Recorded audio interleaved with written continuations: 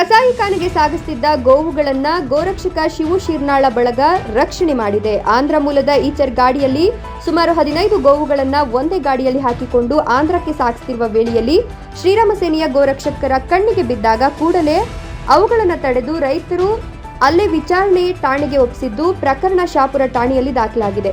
ಯಾಕೆ ಈ ರೀತಿ ಮಾಡ್ತೀರಿ? ಗೋವು ಅಂದ್ರೆ ನಮ್ಮ ತಾಯಿಯ ಸಮಾನ. ನೀವು ಈ ರೀತಿ ಮಾಡೋದು ಬಹುದೊಡ್ಡ ಶಾಪವಾಗಿ ಕಾಡದೆ ಬಿಡೋದಿಲ್ಲ. ಹೀನಾಯವಾಗಿ ಈ ರೀತಿ ವಾಹನದಲ್ಲಿ ಚಿತ್ರಹಿಂಸೆ ನೀಡ್ತಾ ಗೋವುಗಳನ್ನು ಸಾಕ್ತಿರೋದು ನಿಜಕ್ಕೂ ಕೂಡ ವಿಪರ್ಯಾಸ ಅಂತ ಕಿಡಿಕಾರಿದ್ರು. ಕೂಡಲೇ ಶ್ರೀರಾಮ ಸೇನೆಯ ಬಳಗದ ವತಿಯಿಂದ ಗೋವುಗಳನ್ನು ರಕ್ಷಣೆ ಮಾಡಿ ಗೋಶಾಲೆಗೆ ದಾಖಲಿಸಿ ಶಾಪುರ ಠಾಣೆಯಲ್ಲಿ ಪ್ರಕರಣವನ್ನ ದಾಖಲಿಸಿದ್ದಾರೆ.